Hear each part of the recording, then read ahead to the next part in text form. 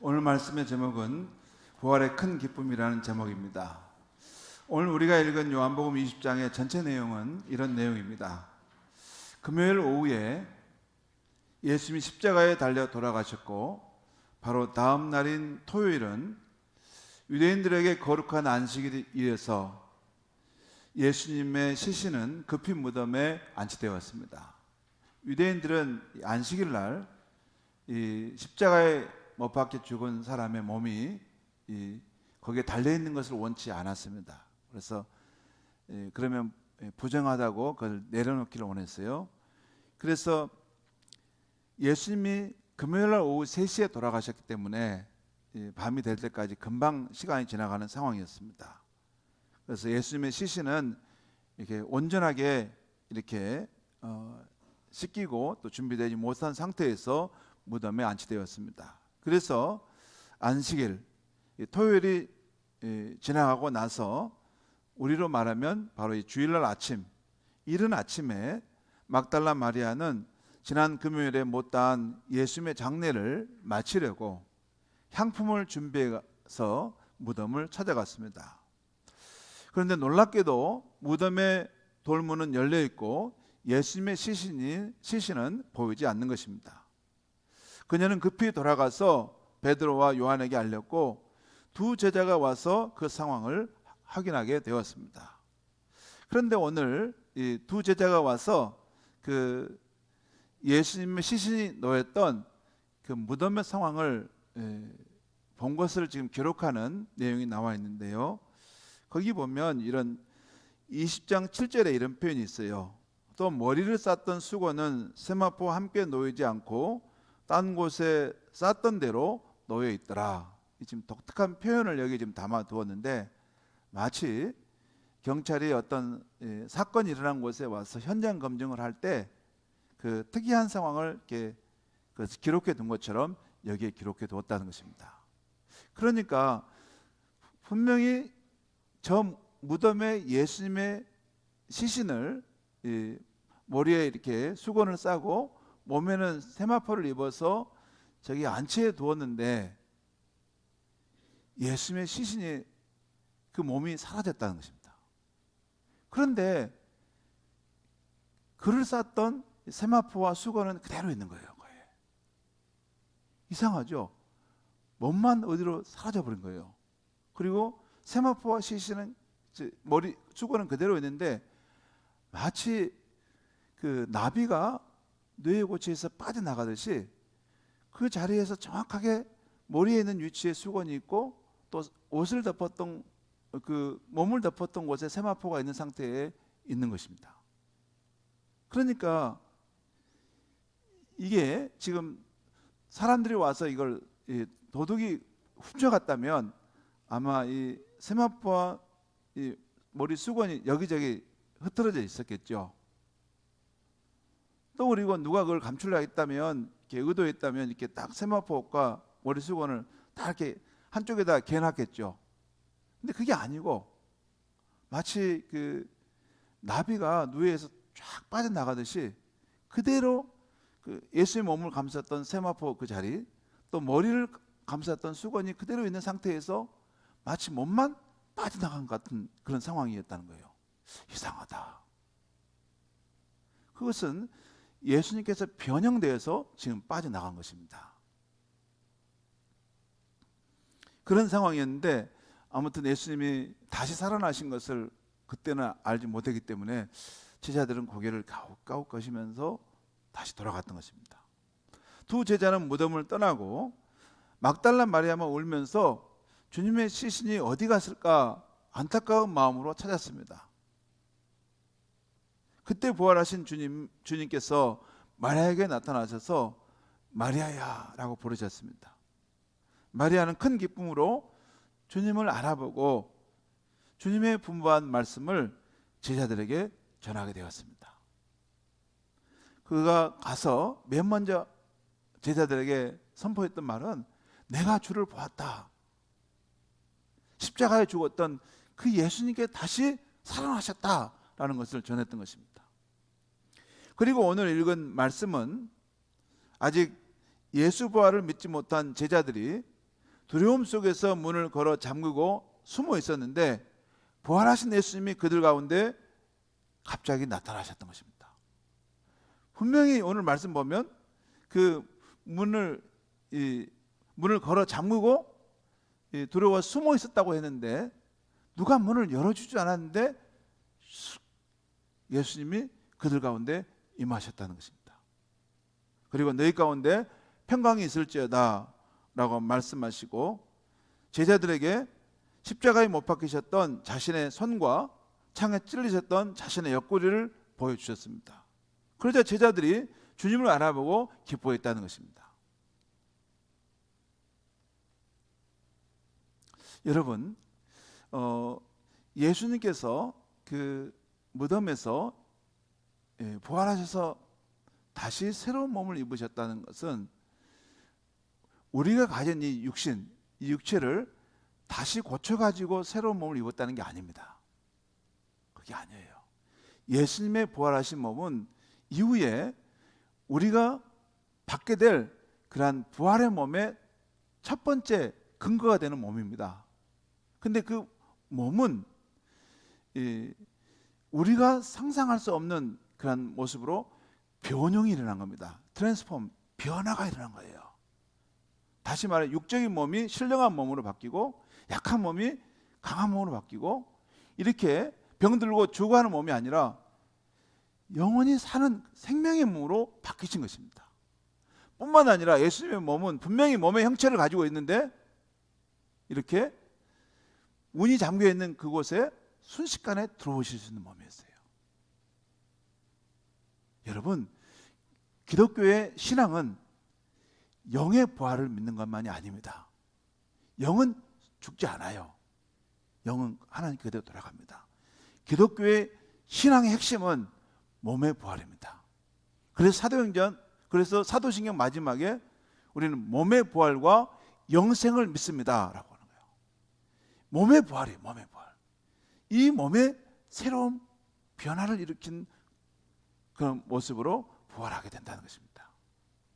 아무튼 지금 제자들에게 나타났는데 그 자리에 도마라는 제자는 함께 있지 못했습니다.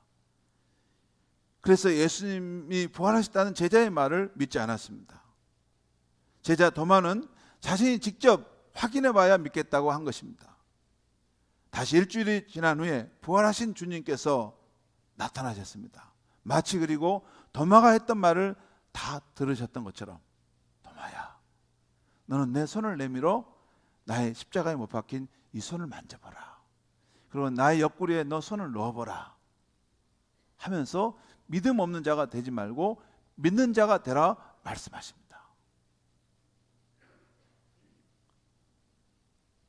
여기까지가 요한복음 20장의 내용입니다. 이제 오늘 읽은 말씀 가운데 20절 말씀을 우리 같이 우리 읽겠습니다. 시작. 이 말씀을 하시고 손과 옆구리를 보이시니 제자들이 주를 보고 기뻐하더라. 주일 저녁에 부활하신 주님이 나타나셔서 평강이 있을지어다 하신 후 자신의 손과 옆구리를 보이시자 제자들이 주님을 알아보고 기뻐했다는 말씀입니다. 이 동일한 상황을 말하는 누가복음 24장 40절 41절은 또한 이렇게 기록하고 있습니다. 함께 읽겠습니다. 시작. 이 말씀을 하시고 손과 발을 보이시나 그들이 너무 기쁨으로 아직도 믿지 못하고. 그러니까 예수님께서 친히 나타나셔서 손과 발을 보이셨다는 말은 이게 영이 아니라 살아있는 몸을 가진 존재라는 거예요. 그러면서 이 몸을, 내 손을 봐라. 그러니까 분명히 예수님이시고 정말 우리를 위해 십자가에 못 박혀 죽으신 분인데 그분이 여기 지금 버섯이 살아서 앞에 있는 것입니다. 그러니까 이것이 너무 기뻐서 이게 꿈인가 생신가 하는데 이게 기쁘긴 기쁜데 이게 진짜인가 진짜가 아닌가 이런 느낌을 받았다는 것이죠. 그리고 마태복음 28장에서는 아침 일찍 예수님의 무덤을 찾아간 여인들이 천사들로부터 예수는 죽은 자 가운데서 살아나셨다는 놀라운 소식을 듣고 제자들에게 전하기 위해서 달려갑니다. 그 모습이 마태복음 28장 8절에 이렇게 기록되어 있어요. 거기 보면 그 여자들이 무서움과 큰 기쁨으로 빨리 무덤을 떠나 제자들에게 알리려고 다름질할세. 여러분, 기쁨만 있었던 것이 아니에요. 무서움, 두려움도 있었다는 거예요. 여러분, 그렇잖아요. 이게 인간 세상에 일어날 수 없는 너무 놀라운 일이 일어난 거예요. 여러분, 실제 예수님이 금요일 날 오후 3시에 돌아가시고 주일날 아침 새벽에, 이른 새벽에 그 몸이 변화되어서 부활하시게 되었는데, 실제 여러분 금요일 날 오후 3시에서 주일날 아침 새벽까지 보면 이게 날짜로는 3일이지만 이틀 못 됩니다. 굉장히 짧은 시간 속에 있어요.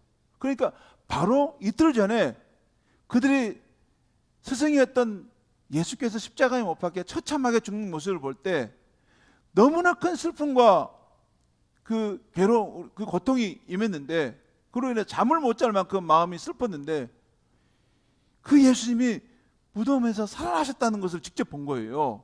그러니 얼마나 그것이 기쁘기도 하지만, 이게 무슨 일이지? 이게 어떻게 된 일이야? 하는 두려운 마음이 그들에게 있어서 그 마음을 가지고 제자들에게 빨리 전해줘야 되겠다 뛰어갔다는 것이죠. 이처럼 예수님께서 죽은 자 가운데서 살아나셨다는 첫 번째 부활 주일은 제자들에게 놀라움과 큰 기쁨을 안겨주었습니다. 오늘 우리는 부활 주일을 맞아서 부활의 주님을 첫 번째로 경험했던 제자들의 기쁨과 감격을 생각하면서 우리에게 주시는 부활절의 은혜를 나누고자 합니다. 두 가지인데요. 첫째는 이 부활주일은 우리 인류의 눈물을 거두어 주신 날이라는 것이에요. 예수님께 십자가를 지시고 골고다로 올라가실 때 예루살렘 여자들이 가슴을 치며 슬피 울면서 따라갔습니다. 저렇게 죄 없으신 분이 어떻게 저렇게 사람들의 모함을 받아서 죽으시는가? 또 성금요일에 십자가에 달려 고통 가운데 죽어가신 예수님의 모습은 제자들에게 큰 슬픔의 날이었습니다. 앞에서 말했듯이 안식 후에 새벽에 그 무덤에 찾아갔던 막달라 마리아도 무덤 밖에서 계속해서 울고 있었습니다. 이와 같은 제자들에게 부활하신 주님께서 친히 나타나셔서 그 모습을 보여주신 것은 제자들에게 뭐라고 형언할 수 없는 놀라운 기쁨을 가져다 주는 것이었습니다. 말 그대로 그들의 슬픔이 변해서 한순간에 기쁨이 되었고, 그들의 눈물도 변하여 웃음과 감격의 날이 되었던 것입니다.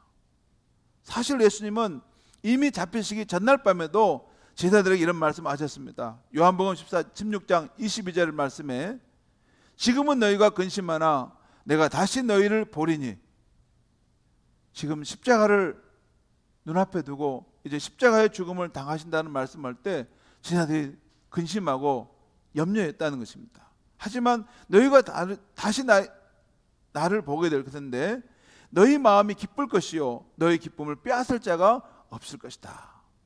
다시 부활하시고 살아나실 것을 암시하는 말씀이었습니다. 이렇게 첫 번째 부활주일은 제자들의 슬픔과 눈물을 그치게 해준 날이었습니다. 그런데 또 깊이 생각해 보면 제자들의 눈물만이 아닙니다. 아담의 범죄함으로 죽음이 이 세상에 들어왔는데 아담의 후손으로 태어나 죽음을 피할 수 없는 모든 인류에게 죽음의 눈물을 멈추게 해준 날이라는 것입니다. 제가 기억하고 있는 제 삶에 죽음의 슬픈 사건이 있습니다. 저희 가족이 젊을 때 일산 마두동에 살았습니다. 거기서 사역을 했는데 바로 우리 집 옆에 동네 슈퍼가 있었습니다. 바로 옆에 있었어요, 그 슈퍼가. 그때 저희 집 큰딸과 둘째 딸이 초등학교 1학년과 2학년이었는데 그 슈퍼 앞에 지나가거나 그 슈퍼를 들리면 꼭 애들이 귀엽고 사랑스럽다면서 그 주인 부부가 과자를 덤으로 한두 개 더 주는 것이었어요. 그 부부는 다정했고 더구나 그 부인은 정말 쾌활하고 목소리도 명랑했습니다. 그러던 중에 우리 가족이 모두 중국 선교를 떠나게 되자 그 부부를 찾아가 인사를 드렸습니다. 묻더라고요. 이번에 가면 언제 오나? 옵니까? 그래서 우리가 가면 이제 언제 올지 모릅니다. 앞으로 기약이 없습니다.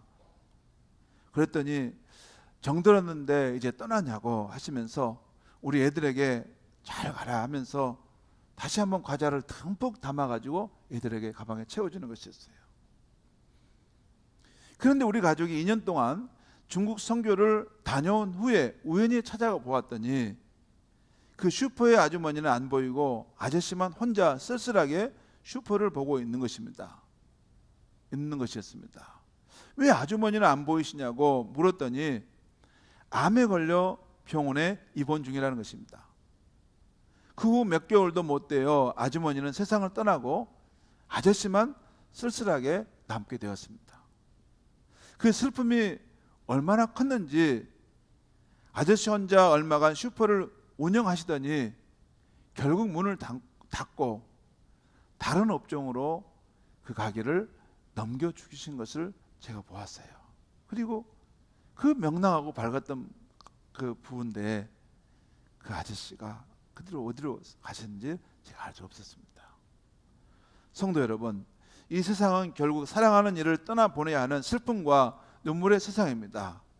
그런데 부활주일은 이 인간의 눈물을 그치게 해주는 날입니다. 기독교의 부활주일은 죽음을 넘어 부활과 영원한 생명이 있다는 사실을 분명하게 보여준 날입니다. 예수님께서 다시 사심으로 분명하게 보여주셨습니다. 사람이 죽으면 다시 살 수 있을까? 이것은 역사 이래로 인간의 끊임없는 물음이고 깊은 갈망이었습니다. 그런데 이 문제는 인간의 이성만으로는 확증할 수 없었습니다. 그런데 우리와 똑같이 육체를 입으신 예수께서 다시 사시니 부활주일은 인간의 근원적 물음, 사람은 죽으면 다시 살 수 있는가라는 물음에 대한 분명한 답을 준 것입니다. 그를 믿는 자는 다시 살 수 있다는 것입니다. 성경은 우리에게 이렇게 말씀하고 있습니다. 이제 그리스도께서 죽은 자 가운데서 다시 살아나사 잠자는 자들의 첫 열매가 되셨도다. 우리 기독교는 예수 안에서 죽은 자들을 잠단다고 말합니다. 잠깐 잠을 자고 때가 되면 다시 예수님처럼 부활하기 때문에 깨어난다고 보는 거죠. 또 예수님 안에서 아담 안에서 모든 사람이 죽은 것 같이 그리스도 안에서 모든 사람이 살리라. 하나님 말씀입니다. 또 예수님께서 친히 말씀하셨습니다. 나는 부활이요 생명이니 나를 믿는 자는 죽어도 살겠고 살아서 믿는 자는 영원히 죽지 아니하리라. 이것을 내가 믿느냐? 곧 구원자 예수님을 믿는 사람은 죽어도 살며 영원히 죽지 아니한다는 것입니다. 저는 장례를 할 때 우리 고인의 관을 땅에 묻을 때 이 요한복음 11장 24절 25절 말씀을 선포합니다. 나는 부활이요 생명이니 나를 믿는 자는 죽어도 살 것이고 영원히 죽지 아니할 것이다. 비록 땅의 한 줌의 흙으로 돌아가지만 이것이 30년, 50년, 100년, 150년, 200년 언제쯤지는 확실하지 않지만 우리 예수님이 다시 이 땅에 오셔서 부활의 아침에 열리는 그날 이 육신은 예수님의 부활의 몸을 입어 아름답게 변화되어 회복될 것을 저는 분명히 믿고 선포하는 것입니다. 그러므로 자녀를 잃은 성도님들, 부모를 먼저 떠나보낸 성도님들, 사랑하는 배우자를 먼저 보낸 성도님들, 마음속에 슬픔이 있겠지만 때로는 그리움이 사무치겠지만 잘 이겨내셔서 천국에서 꼭 다시 만날 수 있기를 바랍니다. 예수 그리스도를 믿는 이들은 영원히 살아 있습니다. 죽지 아니합니다. 이것이 우리 주 예수님의 진실한 말씀인 것입니다. 창세기에 보면 믿음의 사람 야곱에게 12아들이 있는데 그 10아들에게 소견을 받아서 그 사랑하는 아들 요셉이 죽은 줄로 알게 됩니다. 왜냐하면 그 형들이 요셉을 미워해서 거의 죽이려다가 애굽의 종으로 팔아버렸죠. 그리고 그 아버지한테 올 때는 차마 말을 못하고 그 옷에다 피를 묻혀가지고 동물이 이 요셉을 물어 뜯어 죽였습니다 하고 그냥 그것만 보여주는 것입니다. 그럴 때 야곱은 그 사랑하는 아들 요셉이 죽은 줄 알고 많은 눈물을 흘리고 있지 못합니다. 그런데 여러 해 후에 난데없이 황금마차가 와서 야곱을 애굽으로 데려간다는 것이에요. 요셉이 살아있다는 소식이 들려오고 정말 애굽에 가보니 죽은 줄 알았던 요셉이 그곳에서 버젓이 살아있는 것입니다. 그것도 자신보다 더욱더 영광스러운 모습으로 잘 살고 있는 것입니다. 사랑하는 성도 여러분, 영적인 의미에서 보면 우리에게도 언젠가 하늘로부터 우리를 영접하기 위해서 황금마차가 올 것입니다. 우리는 그 황금마차를 타고 하늘나라에 천국으로 가겠죠. 그런데 그곳에 가보면 우리가 많은 눈물을 흘렸던 내 아들, 내 어머니, 내 친구, 내 사랑하는 사람이 하늘나라에 살아있는 것입니다. 또 얼마나 잘 살고 있는지요. 그러므로 우리는 찬송가 606장 거기서 다시 만날 때 기쁜 날 서로가 대하리. 거기서 다시 만날 때 기쁜 날, 기쁜 얼굴로 서로를 대한다는 거예요. 이 가사대로 거기서 그 천국에서 우리가 다시 만날 때에는 기쁜 얼굴로 서로 대해주게 될 것입니다. 이렇게 부활주일은 우리 인류에게 영원히 사는 삶을 알려주어서 인류의 모든 눈물을 거두게 한 날인 것입니다. 그래서 부활의 주님을 믿을 때 인생은 기쁜 것입니다. 이 세상에서의 삶의 그 과정에서 살다가 허무하게 그냥 쓸쓸하게 죽어가는 것이 아니라 죽은 것처럼 보이지만 다시 영원히 사는 그 세계로 들어갈 수 있다는 것입니다. 두 번째, 부활주일이 왜 기쁜 날인가입니다. 두 번째, 이 부활주일은 현재적으로 우리 한 사람 한 사람에게 예수 부활의 생명을 가져오는 날이기 때문입니다. 에베소서 2장 1절을 보면 허물과 죄로 죽었던 너희를 살리셨도다 라고 하고 있어요. 또 그 다음 5절에서는 허물로 죽었던 우리를 그리스도와 함께 살리셨다고 기록하고 있어요. 곧 저와 여러분은 원래 허물과 죄로 죽었는데 부활하신 주님께서 우리를 영적으로 다시 살리셨다는 것입니다. 그러므로 부활절은 기쁜 날입니다. 성도 여러분, 우리 육신의 죽음도 있지만 영적인 죽음도 있습니다. 아담처럼 하나님을 인정치 않고 자기중심적 죄를 짓고 사는 사람들은 사실 육신은 살아있는 것처럼 보이지만 영적으로는 생명의 근원인 그분께 끊어져 있기 때문에 죽어 있는 것입니다. 생명나무에서 떨어져 나간 그런 가지처럼 소멸되어가는 과정 속에 있는 것입니다.